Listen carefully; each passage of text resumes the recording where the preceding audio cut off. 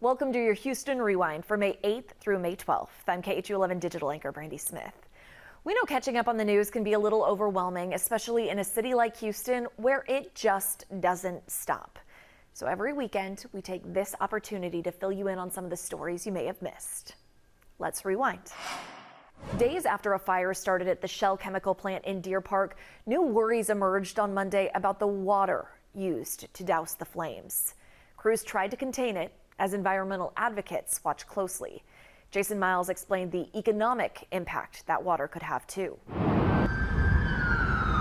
3 days after we were first on the scene of this fire that reignited on Sunday, the fire has been extinguished. Shell updated its response alongside state and federal officials. These types of incidents are unfortunate. You know, we never want to see these, and we take that very seriously, and we will investigate it. On-site wastewater ponds filled up, so Shell discharged up to 11,000 gallons of potentially contaminated fire water per minute into the ship channel, although absorbent boom barriers are said to be effectively keeping it from spreading, while hotspots on the ground are monitored. My immediate thoughts are that it's good news for the short term. Bob Stokes is president of the Galveston Bay Foundation, which works to protect the vital body of water and its wildlife. He was pleased to learn that foam used to fight this fire is more environmentally friendly than substances used in the past, and that petroleum products or other contaminants appear to be contained. And we will have a chance to evaluate with the public agencies, the KHOU, about any particular offsite impacts. And then if those impacts happen, to mitigate those impacts and ensure ideally that this doesn't happen again. From the water to the air, KHOU contends that its nonstop monitoring has revealed nothing nearby residents should be overly concerned about. You know, we're not saying there were no detections, saying that any detections were very low and certainly well below any levels of concern. Everyone admits what happened here is unfortunate and that both remediation and investigation will take time.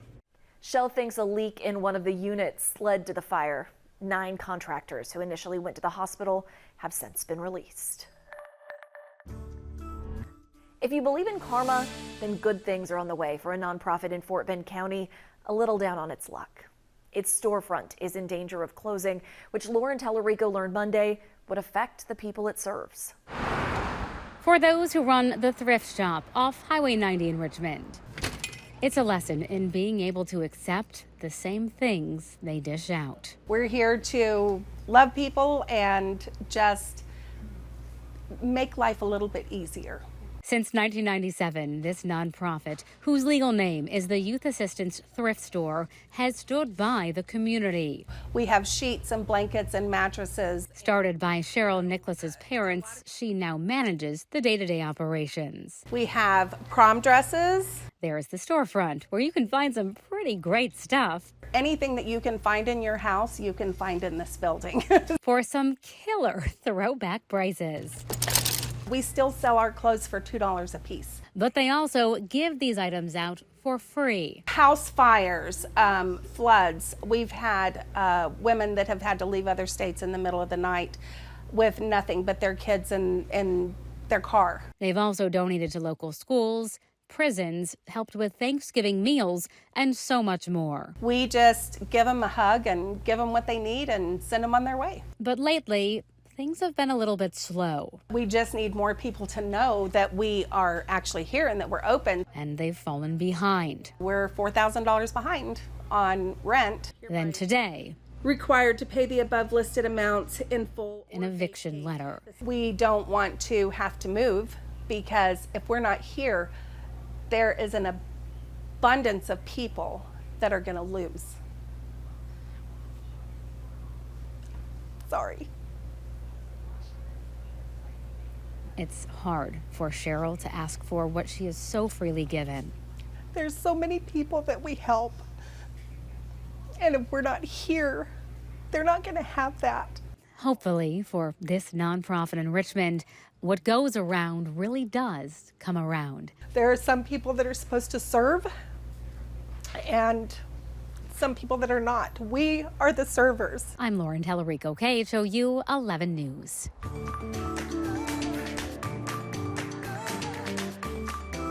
In the middle of a nationwide shortage of nurses, we celebrated National Nurses Week. The University of Houston is working to address that problem. On Monday, Marcelino Benito showed us how. Nearly a third of nurses say they plan to leave the profession, and that will make an already existing nursing shortage that much worse. But at a free clinic here in Houston, the University of Houston's nursing program is helping train the next generation and making a difference in patients' lives. Inside this clinic off Fannin Street, I think it was just God-driven for me to be here. those who need it most getting access to quality health care free of charge. A lot of them do not have any insurance. The nurse-managed clinic is fully staffed by UH nursing faculty, students, and alumni. They mainly serve the homeless. Because of many different reasons, they don't go somewhere unless they are dying. Here, we are bringing the care to them. Their mission to make sure patients receive care before they end up in the ER. The partnership with St. Paul's United Methodist Church, a win for patients and future nurses. So it's helping the students in different ways. This gives some hands-on experience. The pandemic took a toll on nurses and is forcing many out of the demanding profession. The need for them now is critical. They're what holds everything together. If you go to the hospital, when you're sick, you need a nurse. It's why today Andy and Barbara Gessner gifted $20 million to UH's College of Nursing. The college now renamed in their honor. Goodness knows we need more nurses. Nurses impact people's lives. Nurses make the world better. And we're going to benefit from this gift. Everybody's going to benefit from this gift. Back at the clinic, appreciation in the midst of National Nurses Week, fueling nurses' drive to keep serving the community. If there weren't any nurses, I don't think there would be much compassion. It makes me want to do more, as a nurse. And we have more information on this clinic, including hours and location, up on KHOU.com right now. On Tuesday, days after a gunman took 8 lives in Allen, Texas, investigators still had questions about the motive for the shooting. Many of you had questions too. But as mourners found comfort outside the outlet mall where the shooting happened, it wasn't a time for questions. Cheryl Mercedes instead gave people the space to express their feelings. 8 crosses, each bearing the name of someone taken too soon. One by one, mourners poured out their hearts. Some silently penned their sentiment on tributes posted in memory of the victims, each processing their grief in their own way. On this day, we didn't ask questions. We simply pulled out a couple of chairs, sat down, and listened. My name is Brandy, and I've lived here my whole life. I haven't been able to stop crying, and it's just to think of these little kids that will no longer get to live out their life, or the ones that do and don't get to have their parents anymore. It just breaks every piece of my heart apart. Okay, I'm Laura Cahoon from McKinney, Texas, and I just wonder why that man did this. There's just something about being here that's helping them heal. My name's Susanna Wiedemann. I live about 3 miles from here. Yesterday I slept a lot. I just took a day to just rest. I was depressed. And today I'm a little bit better. I felt a little more revived. For some, that sadness has turned to anger, directed mostly at politicians. My name is Samantha Shub, and what I want to say is that this was avoidable. This doesn't have to keep happening.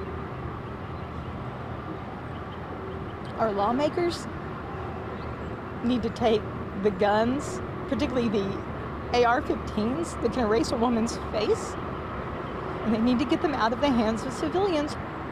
Hard stop.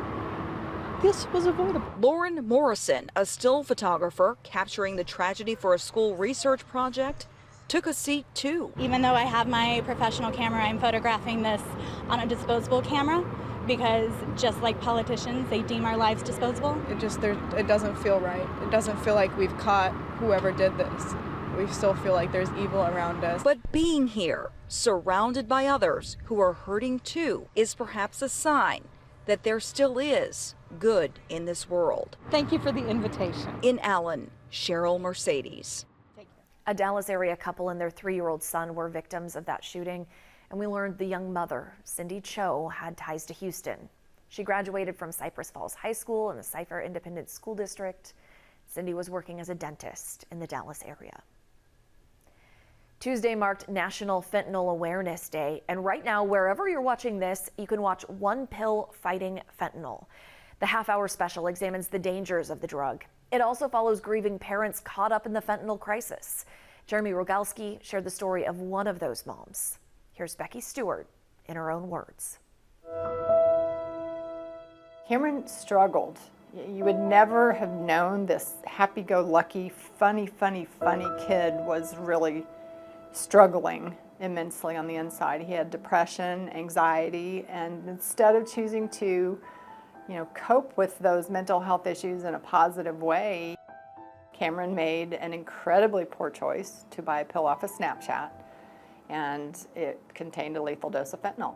So found out after Cameron died and after his funeral, we kind of put 2 and 2 together and figured out who the guy was. And he's facing 20 to life.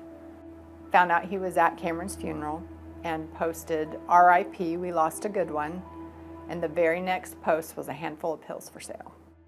These dealers know that if their pill causes a death, those that are already addicted to it are gonna know they have the good stuff. My stuff killed somebody, come get it. He continued to make posts after that point. Feds are on my ass, I'm still making bank. Telling, in code where he was gonna be and what he had and how strong it was. He doesn't care if he gets caught. All he cares about is he's still making money, because there is always gonna be a buyer right around the corner. The thoughts that go through your head as a parent when you read those things and know that your son's death didn't mean a thing. It's really hard to put into words, the rage that you feel inside. Nothing I do past this point is going to bring my son back. So no amount of hate or rage or any of that against him or towards him is going to change my situation. So how can I turn that into a positive? Stewart started a nonprofit to raise awareness in her son's honor. She's not the only parent who's found purpose in their pain. So many have told us they weren't able to save their child, so they're trying to save others by spreading the word. They want others to know an accidental fentanyl overdose can happen to anybody. Again, you can stream One Pill Fighting Fentanyl wherever you are watching this. A young boy's love of baseball got him to try out for the varsity baseball team at his high school. Now, he didn't make the cut, but what happened next changed his life and the lives of his teammates. Tuesday, Marcelino Benito introduced us to Rylan and his band of baseball brothers. For Rylan Roberts, He's always had a bat and a ball in his hand. baseball is life. Three! He has autism, but at 15 years old, Rylan's pretty good at the game he loves. I like to play, win or lose. He wasn't able to make the varsity squad, but the coach brought him on as team manager. It brought tears to my eyes, I would say, on a weekly basis. This entire season, Kimberly watched her son from the stands. He was just engulfed in the game, the enthusiasm that he had. And the guys were right there with him. And just seeing all that just, really touched me and made me feel like he had a place. He found more than his place. He found a family, a band of brothers. He's the heart of our team. Everyone shows up, plays for him. He was our hype man from the get-go. Rylan became a fixture on and off the baseball field. He's the first manager that's made an impact on Wildcat baseball. I've been played 4 years, haven't had any manager like him. And his growth through the season impossible to ignore. From the beginning of the season to now, he's just opened up so much, and you can really see his true character, and it's just a blessing to have him around. The season now over, but the bond unbroken. And for a mom who loves her son, that means everything. He's always struggled to, have really good friends, or to just have those people that he can rely on or to associate with. And I just felt like these guys were there for him in all those ways. This team, this family, ready to run it back next year. 1, 2, 3, In Tomball, Marcelino Benito, KHOU 11 News. Doctors just dropped the recommended age for a mammogram by 10 years, and it's a wake-up call for many women.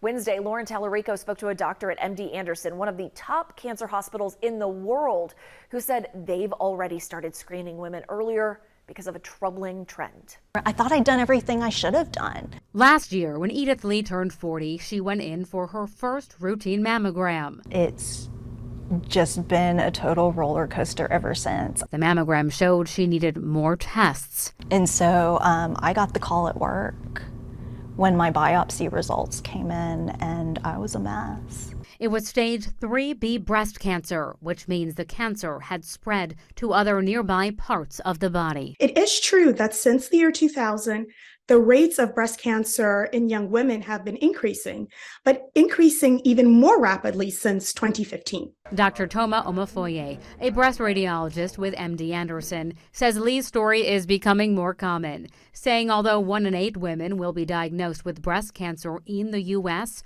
1 in 6 will be younger than 50. We find that there's higher rates of obesity, which does increase the risk of breast cancer. Some lifestyle factors such as delayed childbearing beyond age 30 can also increase the risk of breast cancer. Doctors are also considering environmental factors, but it's why this week the U.S. Preventative Services Task Force dropped the recommended age for mammograms to 40 instead of 50. But unlike the American College of Radiology, the American Society of Breast Surgeons, and doctors at MD Anderson, the recommendation is a screening every other year instead of annually.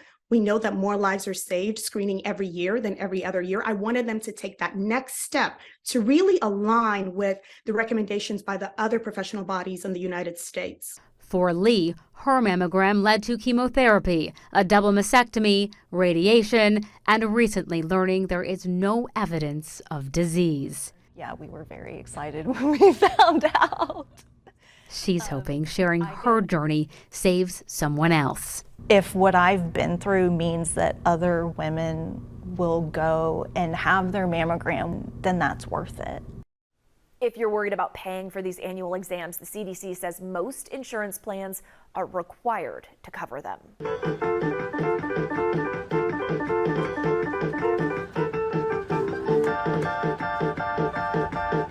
Millions of people across social media can't get enough of this talented young musician from the Fifth Ward. He's going viral for his passionate piano skills. Gerald Harris met the young man and found out how a simple TikTok changed his life. Trey Nursey seems to find an audience every time he picks up an instrument. And this TikTok video of Trey playing in front of his neighborhood friends has gone viral. I'm surprised because I never knew that this day would come. I knew it would come, but not this early. Over 3 million people have seen Trey rock out to the music he plays, and sometimes it's a freestyle. Or he plays gospel music, which is part of his musical roots. It all started in the church because I grew up in the same church that I learned how to play music in. Trey's musical journey began when he was just 2 years old, when he started playing the drums. 6 months ago, a family member gave him his first piano, and since then he has been crafting his skills. Now he's nearly a pro. I've seen other people go viral, but not me. Trey says he wants to be a musician, own a studio, and tour the world, and meet Chris Brown. Music, it helps your mind and it soothes you. Trey has been mostly without words since going viral, and his mom, Destiny, says Trey sometimes shock her with his musical ability. I'm shocked myself. And it's not just those in Trey's neighborhood and church that are impressed. It's the Houston's tank face for me. Yeah, okay. Laura Coleman is the creative director at the American Music Academy. She says Trey's future is bright. The way that he moves with the music, you can tell that it really is ingrained in him, which is something that's really exciting to see in someone that young. And despite Trey not being successful in getting me to learn how to play the keys, he's sticking to making music. In fact, some celebrities like producer Tay Keith is gifting him a new piano, speakers, and a MacBook to continue lighting up the world with music. Gerald Harris, KHOU, 11 News. As far as we know, Chris Brown hasn't seen Trey yet, but Trey did catch the attention of celebrity producer Keith. Keith is gifting Trey a new piano, speakers, and a MacBook to keep lighting up the world with his music.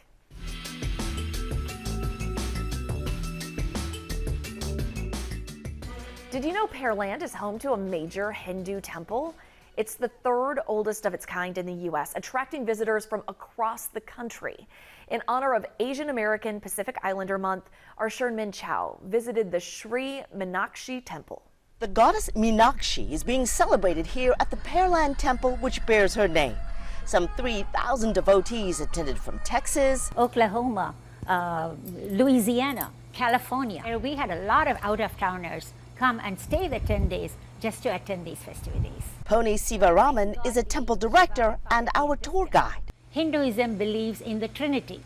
We believe in Brahma, the creator, Vishnu, the preserver, and Shiva, the destroyer of all evils. Other deities like Meenakshi, the warrior goddess, similar to patron saints in Christian religions, oversee different areas from the arts to wealth. All visitors are welcome here to the Meenakshi Temple. Just a few simple rules. They ask that shoulders and knees are covered and that shoes are left outside. At this temple, there are 9 priests offering daily prayers. We all live here, all priests. Each corner of the main temple is dedicated to a different god. There are smaller temples, an auditorium, playground, even a peacock sanctuary. A major beautification project begins next week, which includes solar panels. Civic service also important. Scholarships, yoga, chess clubs, sports. We have volleyball courts, basketballs, cricket, kabaddi, you name it, we have it. The activities and the worship services are open to all. To come visit us and to see the splendor and the hospitality of our people. In Pearland, Sherman Chow, KHOU 11 News. Watch more of our stories highlighting Asian American and Pacific Islanders who call Houston home on our website. Just go to khou.com/ourstory, A new, highly specialized team of investigators is taking on missing persons cases across Texas. They told Grace White the inspiration for their efforts is the story of Jason Landry, the Houston area college student who vanished. We sat down with the retired Texas Ranger leading this new unit. Right now, he's focused on getting the word out and says he's already starting to work some cases. From the beginning, it's been a challenging case to work. Missing persons is near and dear to us. Justin McInnes is president and CEO of Texas Search and Rescue. The group's been instrumental in the search for Jason Landry. Since a Houston area college student disappeared while driving home for winter break in December of 2020, McInnes realized the need is great. So Texar decided to do something. That's what brought upon the missing persons unit. Going through the Jason Landry case. They hired a retired Texas Ranger. Almost 30 years in law enforcement and 19 of those years with the Texas Rangers. You get a lot of experience and work some of the most heinous crimes that are out there. Todd Snyder is leading the missing persons unit. Search parties, ground search teams, whether that's canines, aerial assets, even now a mounted unit. All resources Texar can deploy with the goal of bringing people like Jason Landry home. We want nothing more than to see this program grow, be successful, and just as you say, ultimately it's bringing closure to those family members of the missing. These resources are all free of charge, but the key, families of the missing have to make a request through a local law enforcement agency. That way, Texar has an official invitation to begin working on the case. Grace White, KHOU 11 News. Star Pizza and Katie need some help finding the owner of this photo album. Matt Doherty found out the pizza shop has been holding onto the album for 2 months now after a family left it behind. What is the price of a memory? Okay, your total is $21.99. The many thousands of words this album is worth have been hidden for the past 2 months. Okay, do you like it on white or wheat? Safely stored on a shelf beneath the front counter of the Star Pizza restaurant in Katy. Mario Miranda, who owns the pizza place, says he's been living with the mystery since one late night back in April. Some family came to dine in and they were having a good time. It was like if they didn't see some of them for a long time. Like a reunion? Yeah, like a reunion, yeah. Mario says there were about 6 or 7 of them. And they were looking at the album here. He says the group must have lost track of time, talking and eating and poring over the pages of the album until the restaurant closed. When a waiter went to clean their table outside, He found out that the guys left the album on one of the chairs. So I'm like, well, let me put it here. They might come back to get it, to pick it up tomorrow maybe. but nobody came back the next day, or the day after that, or the day after that. Pretty soon, the photo album was forgotten once again. We find out yesterday that the album still was here. This week, Mario and his wife decided to get proactive, posting the story of the lost album with some of its pictures online. That's where we saw it, so we went to the pizza place to see if we could help. These pictures are like in the movies. The contents of the album are exactly what you'd expect. This guy must be now like 70-something. Page after page, so many memories. The birth of a baby boy, the start of a new school year, an unexpected death, graduation day, a formal young love. Because the faces in the photographs are unfamiliar, these moments glued to the pages of the album aren't a big deal to most of us, but to somebody, they most certainly mean the world. Now that you're doing this, hopefully they can see it and come and get it. In West Houston, I'm Matt Doherty, KHOU 11 News. Friday night, there was a world premiere jazz performance at the Wortham Center. More than just a concert, the music is dedicated to and inspired by the Sugarland 95. The 95 remains of African-American convict laborers discovered in Sugarland. Grammy-nominated musician and Houston native Kendrick Scott allowed Len Cannon to sit in on a rehearsal. Their unmarked graves were discovered at a construction site in Sugarland in 2018. A year later, jazz drummer and composer Kendrick Scott read about the Sugarland 95 and was so moved, he decided to create music to honor them. If those people were buried there and nobody knew about them, could some of those people be my people? Scott grew up in Missouri City, just 16 miles from the burial site.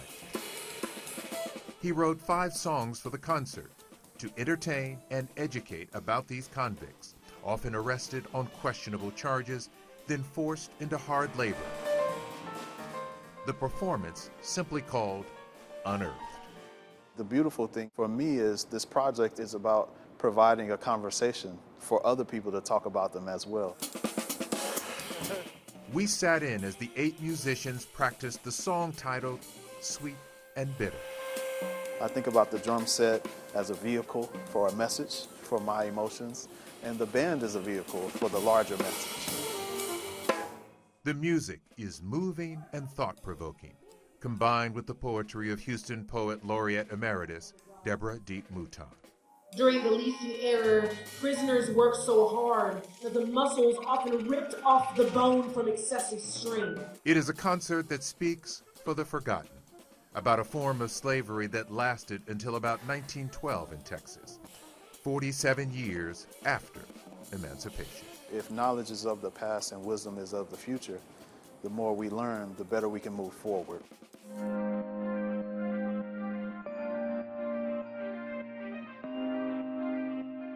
There's a 5-acre park about 5 stories up in downtown Houston.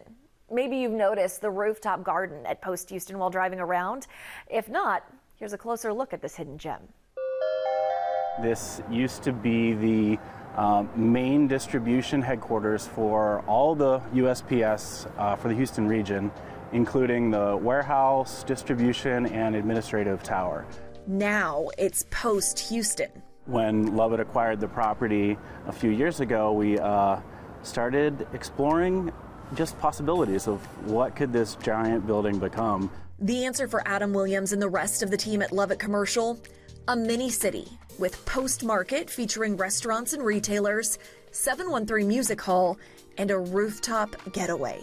When we came up onto this roof, and it was in pretty bad shape, you know, none of this lush greenery and stuff was here, but we looked out across the skyline and said, oh my gosh, there's not a view like this anywhere else in the city. We have to take advantage of this. This is the view he's talking about, and I promise this video does not do it justice. Part of the first kind of design discussion was, how do you bring people up onto this roof? How do you make it like open and accessible to the public? That's not just, another like closed off office building or something like that. They created Sky Lawn, which stretches 5 acres across the roof and includes Sky Farm, an organic farm, and event spaces like the Outpost. If you can, enjoy the landscape, hang out on the lawn, read a book. Or pose. Social media is full of photos taken at Sky Lawn, all of them featuring that stunning skyline. If you need more incentive to visit, Post Houston's event calendar includes free Zumba classes, live DJs, concerts, and more. I would love people to take away a sense of ownership and pride that this is open for them. This is their city. This is, not to get too cheesy, but it's us giving back and saying this is a place for all of Houston, or visitors, everybody, to just come and enjoy our city and see what we're about in Houston. The project forges new ground, using blueprints from the past as a guide to create a space for the future. As someone who just lives a short bike ride away, this is my favorite place in Houston, even if I wasn't, part of the team that helped make it. It's free to visit Sky Lawn. There is no admission, but if you're driving, you will have to pay to park. You want more hidden gems? We've got them. Go to khou.com/hidden gems to check them all out.